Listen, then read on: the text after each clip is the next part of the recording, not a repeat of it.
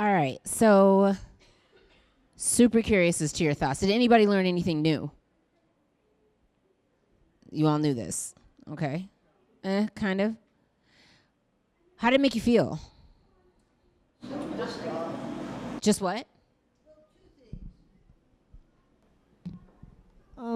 Angry that a lot of it is still happening today, and the other is hopeful because we're just seeing this side of the equation, and the other side is the civil disobedience, the pushback that people did throughout time to push against that stuff, and it worked.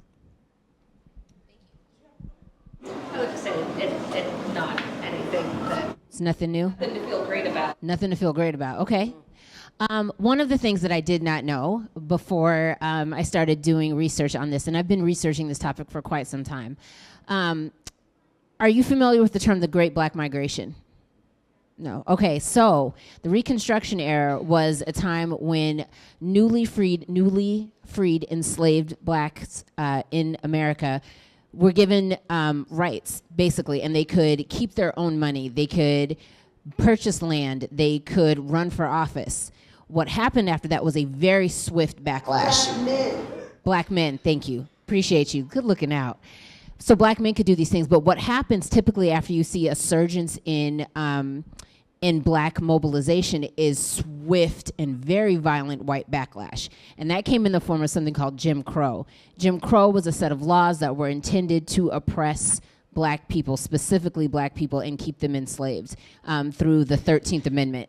Having said all that, part of the black migration was hundreds of thousands of black people moving north and west to escape Jim Crow, because during the Reconstruction era is when the Ku Klux Klan was formed, and they got real violent real quick, like really violent. Some of the things that you've read about it is so much worse than what you've read.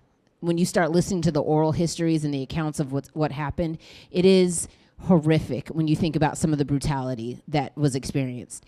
And so black people said, I'm out. Those that could moved north and they moved west.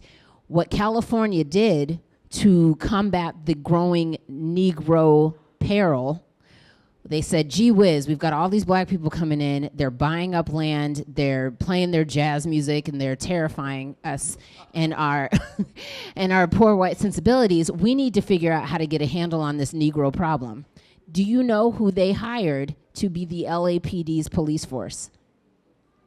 Not only did they hire the Klan, they hired former slave catchers. They hired night watchmen. And there are several accounts, I'm getting goosebumps just talking about this, but there are several accounts of people, black people, who fled these places because of things that had happened to them coming around the corner, and there is your grandfather's enslaver walking around with a badge, or his son walking around with a badge. That is how the LAPD was founded. It was founded with with the labor of former enslavers and people who were put to task to control black people. Now, when we talk about earlier, when I said traditions and systems, is it any wonder that LAPD has had so many problems? If this is what it was founded on, if these are the people who created it from the ground up, and this is not me speaking from a place of, oh my God, I'm black and I'm angry. This is me just saying, look at the facts. Like, that's what it is. This is how it was founded. So based on that knowledge, based on what you just saw, and based on what you know, who do you think feels safest when the police show up, when the police were designed to protect property and oppress labor movements? And by property, I mean black people. Let's be very real here. White upper middle class folks.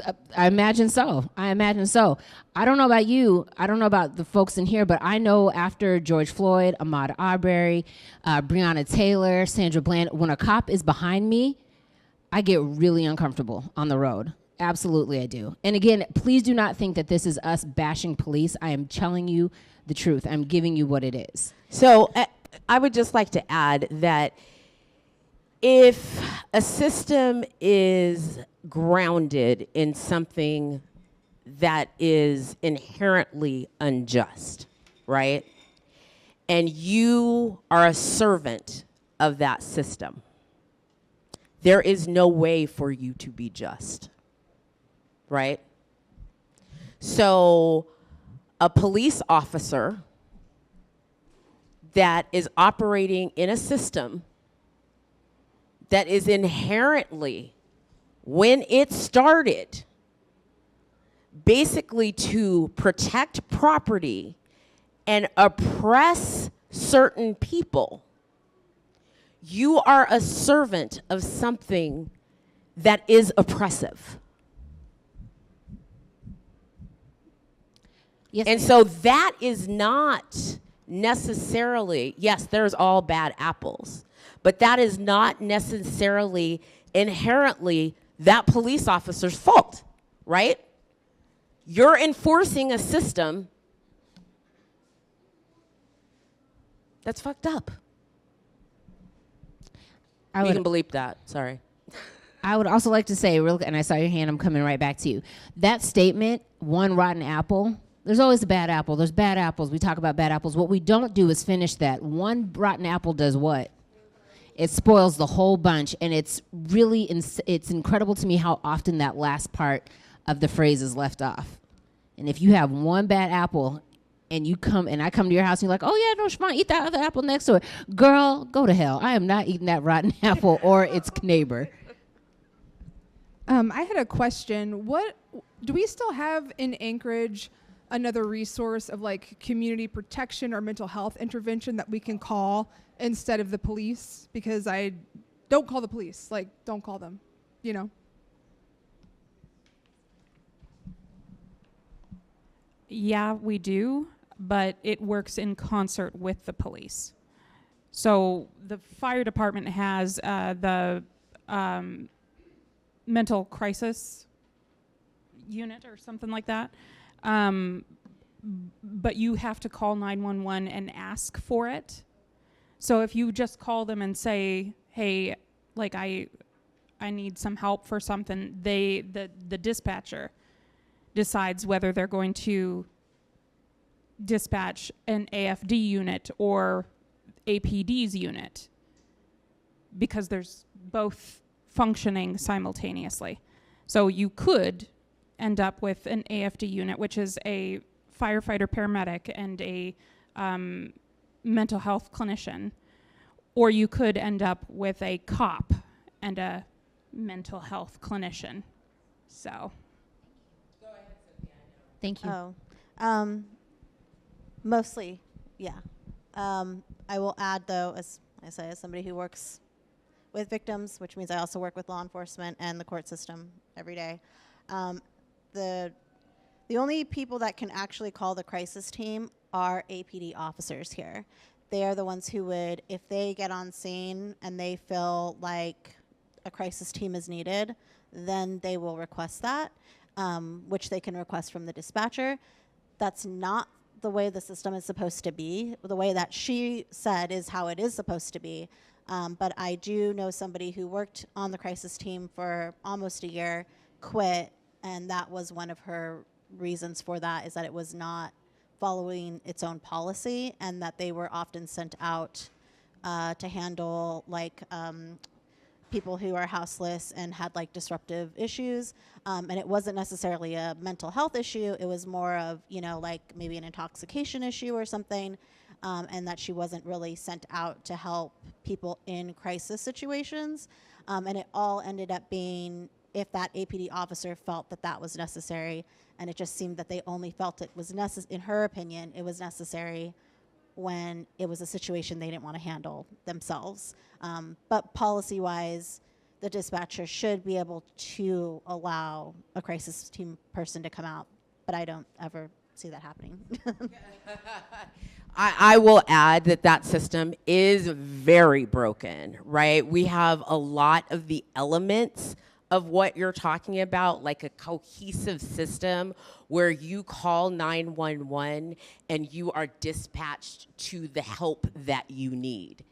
We have elements of it, they don't work together. And the city has admitted that to my face, that they know that they are behind the 8 ball, and it is it says something that the Mat-Su Valley is ahead of us on this. We're supposed to be this progressive, and I don't say that in a political sense. I'm just saying we're supposed to be this open-minded community that is not taking care of people the way that we should. Go ahead. Go ahead. But do either of you have, let's say we call in, is there like a certain phrase that we should say, like, I need a crisis team or I need intervention versus something else? What's the language to use? Yeah. Thank you. There's no language. There is a language that you can use, and you need to be, if you have, here's my opinion. This is my opinion. This is not me saying this is what you should do. My opinion, based on, like I said, my work and the things I do outside of work, and working with families of officer-involved shootings where there sometimes is a mental crisis element there, is that you would need to be very specific in what you're saying. I personally don't call APD ever. I'm also, a brown woman. I wouldn't, for a lot of reasons I don't call. But if I were to, and I felt like somebody was having a mental health crisis, I would clearly state that on the dispatch call and say, I need somebody here, like whatever the fact is, whatever's happening, and I feel like they are having like a mental health crisis. I would like, law enforcement, whoever you think is necessary, and the mental health crisis team. The reason that I say that is that's not a guarantee that that will happen, but if something happens later on and that person ends up dead or injured, that will be recorded and the family can use that in a potential civil suit. So I would just make it really clear that you as the caller are stating that. Thank you. Thank you for that language. I think that it's really important to empower our citizens with the language that we can utilize to keep us safe, or at least attempt to keep us safe, until we can fix the systems that are broken. There's a question back there, Siobhan. All right. Is Anchorage Safety Patrol still a thing, or what would you call them for? It's the Community Service Patrol, and they are often dispatched in times that, I haven't even seen any of their vans. Go ahead. Yeah, go ahead. Sorry. We appreciate you. Yeah, so they are dispatched. I see their vans. I think you said you see them often as well.